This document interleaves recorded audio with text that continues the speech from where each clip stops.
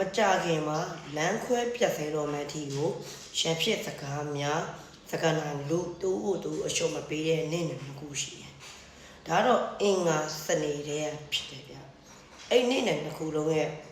ချစ်သူကြီးကားကြီးဆိုလို့ရှိရင်ဒီချင်းဒီကလာမျိုးမှာနားလည်မှုမတော်မတရားကြီးကွဲလွဲပြီးတော့နှင်းမြနိုင်မြကိစ္စတွေဒီကိုတော်တော်ဖြစ်နေပြီအကြီးကျယ်ရန်ဖြစ်စကားများနေပြီမကြခင်မှာတေချာပေါက်လမ်းခွဲပြတ်သေးရတော့မယ်တူအရှုံးမပေးနိုင်တော့ဘူးနားလည်မှုတွေမတီးဆောက်နိုင်တော့ဘူးတူပေါ်အရန်အနိုင်ယူခြင်းနဲ့အဲ့အနိုင်ယူတဲ့ခါမျိုးမှာတူကလည်းထပ်ပြီးအနိုင်ယူတယ်တူနဲ့တူကအရန်တင်းမာမှုတွေမတော်မတရားများနေဒီချင်းဒီကာမျိုးမှာ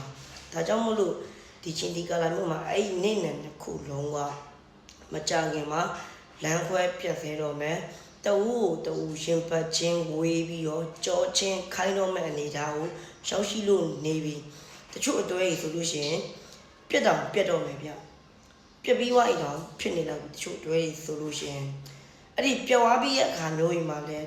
တုံးနဲ့တုံးအမုန်းအာဃာတတွေစိတ်ထဲမှာရှိနေလိမ့်မယ်ပြန်အစီမပြေနိုင်ဘူးဘလို့ပဲဖြစ်ဖြစ်ဒီအချိန်လမ်းခွဲပြီးပြီဆိုတာနဲ့တူမမြင်ကျင်လောက်မကြည့်ကျင်လောက်ဖြုတ်သွားတဲ့အထိကိုအဲ့လောက်ထိမိမိတို့ရဲ့အတော်ကြားထဲမှာရက်ဖြစ်စကားများအစီမပြေလောက်မှကိစ္စတွေအများကြီးအကြီးကျယ်ဖြုတ်သွားလိမ့်မယ်ဒါကြောင့်မို့လို့ပြောချင်တာဒီနေ့နဲ့နှစ်ခုလုံးအတွက်စိတ်မကောင်းပါဘူးဒီကြလေးမိမိတို့တည်ဆောက်ထားတဲ့ relationship ကိုဒီတိုင်းပဲပြည့်စည်ဆုံးရှုံးရပါလိမ့်မယ်ဒါကတော့ဒီနေ့နဲ့နှစ်ခုလုံးအတွက်ဖတ်ကြားပေးလိုက်ခြင်းပဲဖြစ်ပါတယ်ဗျာ